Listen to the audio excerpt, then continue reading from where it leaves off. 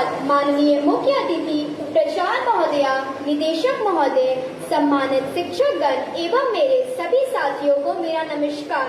मेरा नाम श्रेया गांधी है और मैं कक्षा 7वीं की छात्रा हूँ।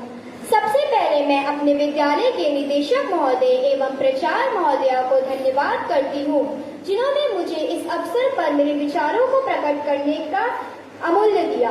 और आज मैं आप सबके सामने आधुनिक समाज में वेदों के महत्व पे अपने विचारों को प्रस्तुत करने जा रही हूँ।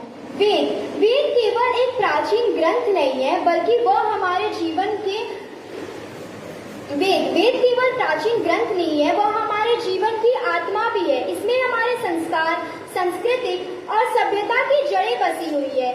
वेद हमें यह सिखाता है कि सच्चा ज्ञान वह नहीं होता जो पुस्तकों में होता है, बल्कि वह चरित्र, व्यवहार और बोलियों में झलकता है।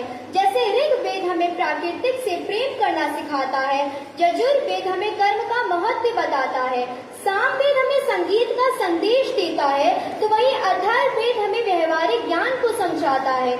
आज के इस आधुनिक युग में जहाँ विज्ञान इतनी नई ऊंचाइयों पर है, परंतु हमें यह नहीं भूलना चाहिए कि इन सब की जड़ें वेदों के ज्ञान में ही छिपी है।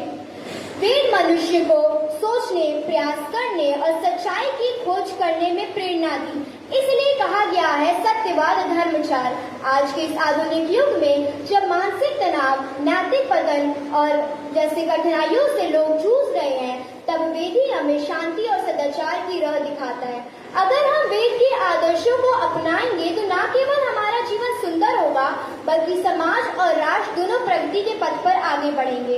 और अंत में मैं बस इतना ही कहना चाहती हूँ, वेद का जो सम्मान करे वही सच्चा इंसान है। वेद का जो सम्मान करे वही सच्चा इंसान है।